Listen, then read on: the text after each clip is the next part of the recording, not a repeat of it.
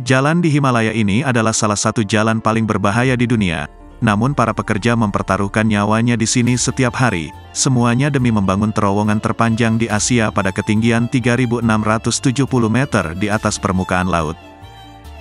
India menghabiskan hampir 15 triliun untuk membangun terowongan ini, ribuan pekerja telah pindah ke sini, dan menghabiskan waktu berjam-jam memecahkan batu yang berusia lebih dari 45 juta tahun. Namun ada motif politik di balik terowongan tersebut. Hal ini akan memungkinkan India mengirim lebih banyak pasukan ke perbatasan utara yang diperebutkan dengan Tiongkok, tempat bentrokan sering terjadi selama bertahun-tahun. Perselisihan antara dua negara kelas besar yang tidak dapat menyepakati perbatasan yang sangat panjang dan tegang ini. Jadi apakah terowongan Zojila akan menjadi pengubah permainan dalam persaingan antara India dan Tiongkok, dan bagaimana mungkin membangunnya di wilayah terpencil di dunia ini? Setiap hari, dapur ini menyiapkan sarapan untuk ratusan pekerja sebelum mereka menuju terowongan.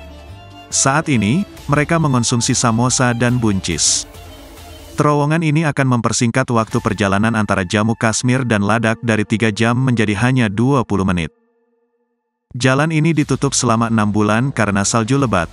Tahun lalu, longsoran salju memaksa pekerja menghentikan sementara pembangunan. Oksigen langka pada ketinggian ini, tetapi terowongan ini berventilasi dengan tabung yang memompa udara segar, dan air terus-menerus merembes dari gletser yang mencair di dekatnya. Sejauh ini baru separuh terowongan yang dibangun, sekitar 6 km, dan orang-orang bekerja sepanjang waktu. Para insinyur memperkuatnya dengan batang baja, sementara teknisi listrik menambahkan kabel di dinding. Para lelaki bekerja dari kedua ujung sampai mereka bertemu di tengah. Mereka masuk lebih dalam sekitar 3 meter setiap hari dengan meledakkan dinding gunung dengan dinamit.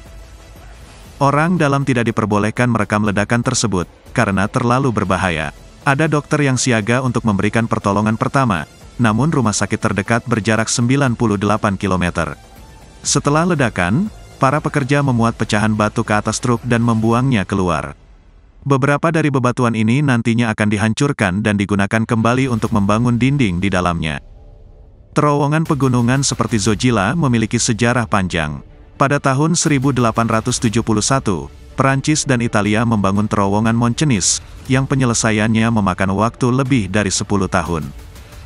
Terowongan ini melintasi pegunungan Alpen dan panjangnya kira-kira sama dengan terowongan Zojila. Namun saat itu, belum pernah ada terowongan sebesar ini yang dibangun sebelumnya. Insinyurnya, Germain Sommeiller, memperkenalkan teknik dan peralatan pembuatan terowongan yang masih digunakan sampai sekarang, seperti bor batu berat dan dinamit, yang baru saja ditemukan. Dan Zojila juga diharapkan bisa mengubah keadaan. Panjang terowongan ini akan mencapai 12 km ketika selesai pada tahun 2026, menjadikannya terowongan 2 jalur terpanjang di Asia. Namun yang paling penting, hal ini akan memberi India akses lebih besar ke perbatasan sepanjang 3.379 km dengan Tiongkok. Yang membuatnya semakin rumit adalah kedua negara mempunyai pandangan berbeda mengenai di mana sebenarnya perbatasan yang disengketakan. Wilayah ini tidak pernah dibatasi secara formal. Hal ini memicu beberapa bentrokan, termasuk 3 tahun lalu, ketika 20 tentara India dan 4 tentara Tiongkok tewas. Dua negara dengan jumlah penduduk terbesar di dunia yang berselisih mengenai perbatasan. Jadi menurut saya hal ini mempunyai implikasi tidak hanya bagi kawasan ini, tetapi juga bagi dunia secara keseluruhan. Kedua belah pihak telah mengirimkan puluhan ribu tentara ke daerah perbatasan dan berlomba membangun infrastruktur. Tujuan yang lebih luas bagi India adalah memperkuat posisinya, bukan hanya posisi militernya, namun posisi ekonominya termasuk wilayah Himalaya, yang kebetulan merupakan wilayah yang relatif kaya air. Namun wilayah tersebut mengalami tingkat kelangkaan air yang signifikan, tetapi memiliki banyak nilai strategis.